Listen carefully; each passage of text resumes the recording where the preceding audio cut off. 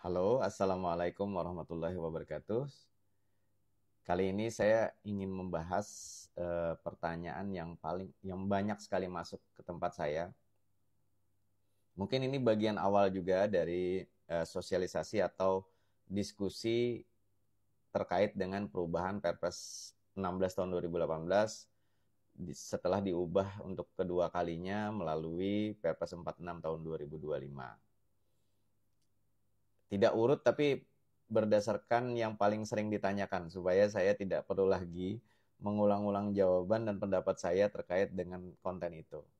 Jadi pertanyaan yang paling banyak masuk ke saya masih tentang apakah pengadaan langsung pekerjaan konstruksi itu boleh dilakukan dengan ketentuan pasal 38 bahwa pengadaan langsung pekerjaan konstruksi itu dapat dilakukan sampai dengan 400 juta.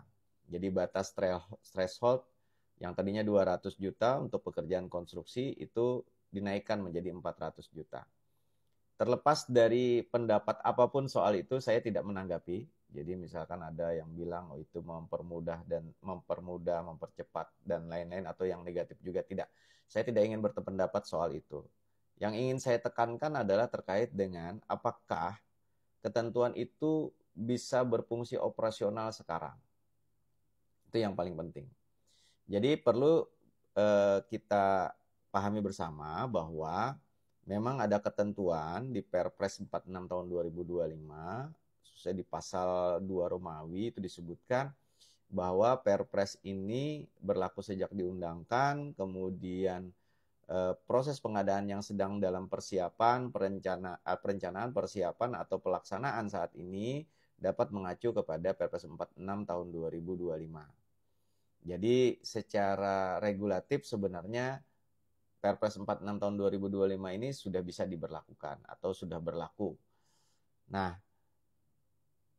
kemudian yang perlu dipahami untuk klausula terkait dengan pengadaan langsung pekerjaan konstruksi sampai dengan 400 juta, itu ada hal-hal yang perlu diperhatikan sebelum bisa berlaku operasional. Jadi memang Perpres 46-nya berlaku saat ini, tetapi apakah ini sudah bisa dioperasionalisasikan? Ini harus kita pertimbangkan. Yang pertama adalah kita harus lihat di pasal peralihan, kalau tidak itu di pasal 91 kalau tidak salah. Itu disebutkan ada beberapa persiapan yang harus disiapkan dulu sebelum Perpres 46 ini berfungsi operasional penuh. Yang salah satunya adalah tentang peraturan lembaga terkait tentang pemilihan penyedia atau metode pemilihan untuk pemilihan penyedia pengadaan langsung sampai dengan 400 juta. Sampai saat ini peraturan lembaga atau petunjuk teknis tentang itu masih dipersiapkan oleh LKPPRI. Jadi sampai saat ini kita belum bisa menjustifikasi apakah di atas 200 juta sampai 400 juta itu masih menggunakan Perlem 12 tahun 2021 ketentuan tahapan-tahapannya. Nah, kemudian yang kedua, model dokumen pemilihan yang dipakai ini juga kita perlu penegasan. Apakah model pemilihan dia sampai dengan 200 bisa langsung kita gunakan sampai dengan 400? Di beberapa sosialisasi memang disebutkan itu tidak terlalu banyak perubahan gitu ya. Jadi ada juga yang mungkin mau menggunakan ruang itu gitu ya. Jadi dari sisi Perlemnya belum lengkap, kemudian dari sisi model dokumen pemilihan pun kita masih harus berhati-hati untuk bisa menggunakan pengadaan langsung di atas 200 juta sampai 400 juta.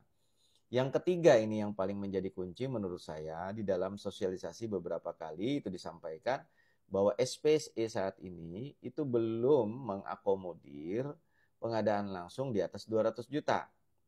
Apalagi pengadaan langsung di atas 200 juta untuk pekerjaan konstruksi saja. Mengubah bisnis proses SPSE yang sifatnya spesifik seperti ini menurut saya tidak mudah. Kebetulan ya karena saya juga pernah belajar tentang programming, kemudian saya juga sempat menjadi administrator super untuk sistem layanan e-procurement. Kita dulu 2004 itu mengadopsi sistem e-procurement-nya Surabaya, sempat kutak-atik juga bekerja sama dengan teman-teman programmer Surabaya. Jadi saya bisa melihat nih gitu. Seandainya perubahannya hanyalah pengadaan langsung, seluruh pengadaan langsung itu dinaikkan thresholdnya jadi 400 juta, itu tentu akan jauh lebih mudah karena tidak perlu maintenance khusus. Tetapi yang harus dilakukan ini adalah kalau untuk konstruksi saja boleh di atas 200 juta sampai 400 juta. Ini tidak mudah karena bisnis prosesnya, logiknya harus hati-hati, bisa-bisa ini akan mengganggu sistem keseluruhan. Jadi dari sisi itu memang perlu persiapan. Jadi menurut saya sampai sejauh ini belum ada informasi bahwa SPSE sudah berhasil menyelesaikan bisnis proses dengan yang 400. Jadi ada 3 hal ini yang perlu kita perhatikan. Untuk 2 hal, perlemnya belum ada, petunjuk teknisnya belum lengkap, model dokumennya belum ada, kemudian ini 2 hal ini mungkin Bapak Ibu sekalian pengguna anggaran yang sudah kebelet untuk mengadakan pengadaan langsung sampai 200 sampai 400 juta, ini bisa menggunakan mungkin ya pasal 9 bahwa PA dalam rangka kekosongan regulasi karena ini belum terbit 2 tadi, maka PA dapat mengambil diskresi untuk membuat atau memutuskan metode teknis atau pelaksanaan teknisnya seperti apa. Yang perlu diperhatikan adalah ketentuan pasal 38 ayat 8 bahwa proses tender, proses pemilihan penyedia itu sekarang wajib menggunakan sistem SPSE dan metodenya adalah metode transaksional. Artinya harus menggunakan SPSE. Tidak bisa lagi dilakukan secara manual kemudian pencatatan. Kalau kita membaca pasal 38 ayat 8 tadi. Nah, maka dengan demikian meskipun diskresi dari sisi kebijakan bisa dilakukan, tetapi dari sisi sistem ini tentu akan sangat berisiko kalau misalkan kita nekat akibat kebelet untuk melaksanakan pengadaan langsung pekerjaan konstruksi sampai dengan 400 juta. Kalaupun ingin percepatan, menurut saya masih bisa digunakan. Ini yang agak lebih aman ya. Bisa digunakan fitur tender cepat gitu ya. Karena tender cepat sampai sejauh ini untuk pekerjaan-pekerjaan yang standar menurut saya masih bisa dilakukan. Apalagi untuk pekerjaan konstruksi itu tidak ada sistem reverse auction untuk pekerjaan konstruksi. Dan kemudian juga penyedia-penyedia yang terundang adalah penyedia-penyedia yang memiliki pengalaman sebesar nilai paket gitu ya.